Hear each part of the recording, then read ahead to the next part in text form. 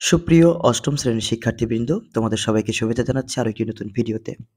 তোমরা দেখছো Bappi's academy YouTube channel এবং আমি বাপ্পি স্যার রয়েছি তোমাদের সাথে। সুপ্রিয় শিক্ষার্থীবৃন্দ, আজকের এই ভিডিওর মাধ্যমে তোমাদেরকে কমপ্লিট করে দিব তোমাদের ইংরেজি প্রথম পত্রের ইউনিট 1 লেসন 2 এর এ এবং বি পার্ট। তো এর আগে তোমরা কে কোথা থেকে আমাদের এই ভিডিওটি দেখছো অবশ্যই কমেন্ট বক্সে জানাবে, কেননা আমরাও জানতে চাই আমাদের শিক্ষার্থীরা কে কোথা থেকে আমাদের ভিডিওটি দেখছে। আর তোমরা যারা এখনো চ্যানেলটি সাবস্ক্রাইব করোনি, চ্যানেলটি সাবস্ক্রাইব করে নিবা এবং অবশ্যই তোমাদের মূল্যবান কমেন্ট তোমরা কমেন্ট বক্সে জানাবা। তো দেখো, তোমাদের আজকে যে লেসনটি রয়েছে সেটি হচ্ছে ইউনিট 1 গ্লিম্পাস অফ আওয়ার কালচার, এবং এটার যে সেকেন্ড বা তোমার লেসন 2 রয়েছে সেটা নিয়ে আজকে একটু আলোচনা করব। তো দেখো, এখানে তোমাদের প্রথম যেটা রয়েছে এ নাম্বার পার্টে, এ নাম্বার পার্টে তোমাদের কি রয়েছে, এ নাম্বার পার্টে রয়েছে তোমাদের একটি ছবি রয়েছে। এই যে ছবিটা দেখতে পাচ্ছ, এই ছবির আলোকে তোমাদের কয়েকটি প্রশ্ন দেওয়া রয়েছে, যে প্রশ্নগুলোর আনসার তোমাদেরকে দিতে হবে। তোমরা কিন্তু বইয়ে এই ছবিটা পেয়ে যাবে। তো তোমাদের দেখো প্রশ্নগুলো কিন্তু এখানে দেওয়া রয়েছে। তো আমি যেটা করেছি, তোমাদের প্রশ্নটা এখানে প্রত্যেকটা প্রশ্ন যেটা রয়েছে এখানে প্রতিটা প্রশ্ন, এই প্রতিটা প্রশ্নকে আমি ভেঙে এখানে লিখে দিয়েছি। তোমরা দেখতেই পাচ্ছ এখানে ভেঙে লিখে দিয়েছি। শুধু লিখে দেইনি, এটার যে বাংলা মিনিং সেটা করে দিয়েছি, সাথে আনসারও দিয়ে দিয়েছি। তো এটা তোমাদের একটু হেল্পফুল হবে, তোমরা একটু সুন্দরভাবে গুছিয়ে পড়তে পারবে, সেই কারণেই আমার এই কষ্ট। তো দেখো, তোমাদের এইখানকার যে প্রশ্নগুলো রয়েছে এ নাম্বার পার্টে সেগুলো আমি এখানে তুলে ধরেছি। তোমাদের প্রথম যে প্রশ্নটা রয়েছে, what do what do you see in the picture, অর্থাৎ তুমি ছবিতে কি দেখতে পাচ্ছ। দেখো তো ছবিতে তোমরা কি দেখতে পাচ্ছ, এই যে ছবিটা দেখতে পাচ্ছ যে সুন্দর একটা কাঁথা এবং এর উপর একটু নকশা করা। তো এই সম্পর্কে তুমি এটার আনসারে কি লিখবা একটু দেখে নাও। তুমি এখানে লিখতে পারো এইভাবে, দেখো, I see a beautifully designed quilt with floral and leaf patterns, অর্থাৎ আমি ছবিতে একটি সুন্দর নকশা করা কাঁথা দেখতে পাচ্ছি। এখানে কুইল্ট শব্দের অর্থ হচ্ছে কাঁথা, কুইল্ট শব্দের অর্থ হচ্ছে কাঁথা, এবং তোমার এখানে দেখতে পাচ্ছ যে প্যাটার্ন শব্দের অর্থ হচ্ছে ডিজাইন।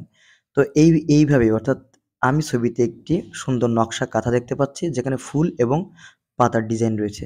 এখানে একটা জিনিস খেয়াল করো, ফ্লোরাল শব্দের অর্থ হচ্ছে কিন্তু ফুল। তো ১ নম্বর অ্যান্সারটা তোমরা পেয়ে গেলাম। এবার দেখো ২ নম্বর অ্যান্সার রয়েছে কি? What is it called? এটিকে কি বলা হয় বা কি নামে ডাকা হয়? তো দেখো, এটাকে কি নামে ডাকা হয়? তোমরা নকশি-কাঁথা নাম শুনে থাকবা, যে যে কাঁথা সেলাই করার মাধ্যমে অর্থাৎ কাঁথার উপর যে বিভিন্ন ধরনের নকশা করা হয় এটাকে আমরা বলি নকশি-কাঁথা। তো তোমরা এটা লিখবা যে ইট ইজ কল্ড নকশি-কাঁথা। এতটুকু লিখলে তোমাদের আনসারটা হয়ে যাবে। তারপরে ৩ নম্বরের যে প্রশ্নটা রয়েছে তোমার, have you seen it before? তুমি কি এটি আগে মানে কোথাও দেখেছো? হ্যাভ ইউ সিন, তুমি কি দেখেছো ইট এটা বিফোর পূর্বে, অর্থাৎ পূর্বে কি তুমি এটা দেখেছো? যদি দেখে থাকো তাহলে হোয়ার কোথায়? তো এটার আনসার তুমি এভাবে লিখবা, একটু দেখে নাও। তুমি এভাবে লিখবা যে ইয়েস, হ্যাঁ তুমি দেখেছো। আই হ্যাভ সিন, অর্থাৎ আমি দেখেছি ইট বিফোর পূর্বে এটি। ইট ইজ কমনলি ফাউন্ড, এটা সাধারণত খুঁজে পাওয়া যায়, ইন জেনারেলি খুঁজে পাওয়া যায় কোথায়? কোথায় খুঁজে পাওয়া যায়? ভিলেজে খুঁজে পাওয়া যায়, মার্কেটে খুঁজে পাওয়া যায়, and mainly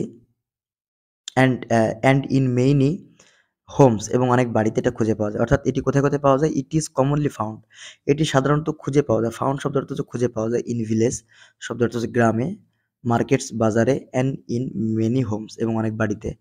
it is a traditional art of Bangladesh, এটি একটি বাংলাদেশের ঐতিহ্যবাহী আর্ট বা তোমার চর্চা। এখানে দেখো বাংলা এখানে লিখে দিয়েছি। হ্যাঁ, আমি এটি আগে দেখেছি। এটি গ্রামে, বাজারে এবং অনেক বাড়িতে পাওয়া যায়। এটি বাংলাদেশের একটি ঐতিহ্যবাহী শিল্প। আর্ট মানে হচ্ছে শিল্প। এরপরে দেখো ৪ নম্বর প্রশ্নটা রয়েছে, what do we what do we do with it? আমরা এটিকে কি কাজে ব্যবহার করি?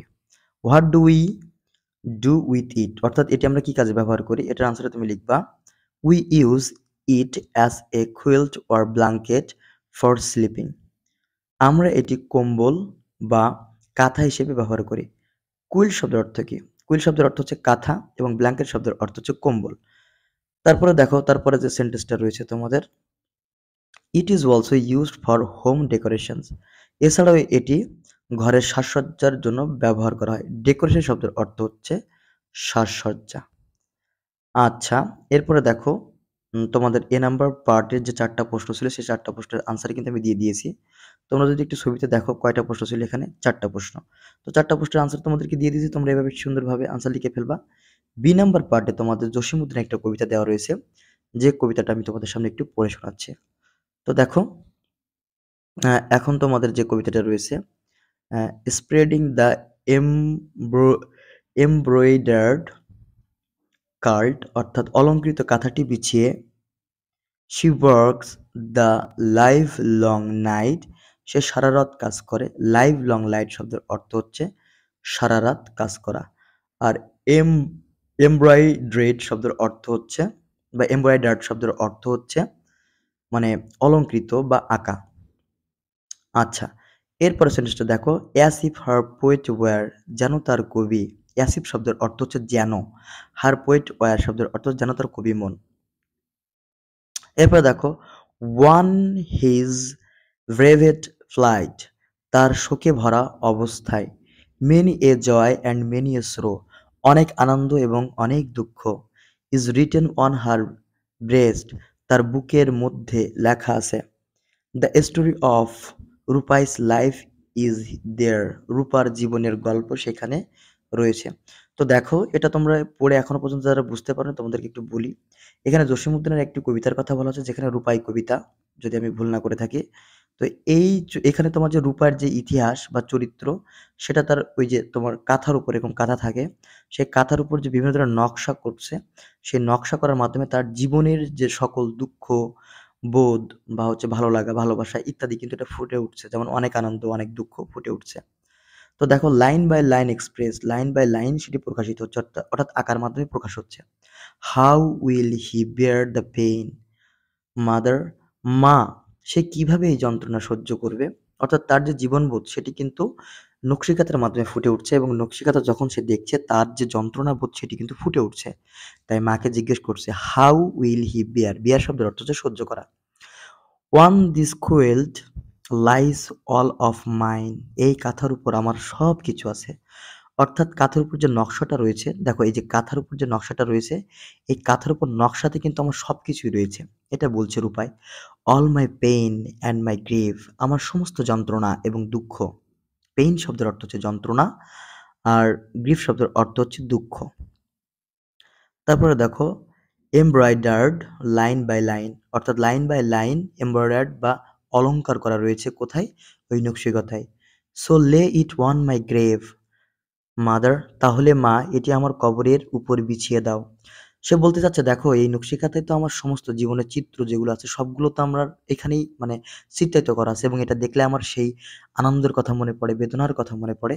তো আমি যখন মারা যাব মা, তখন যেন কবরের উপর এই নকশি কাঁথাটা আমাকে বিছাইয়ে দিও, এটা বলতে চাচ্ছে। এরপরে দেখো, this picture of my grief আমার দুঃখের এই ছবি। তারপরে দেখো, দ্যাট হিজ অ্যান্ড মাইন আপন ইট ব্রেস্ট যা তার এবং আমার বুকের উপর।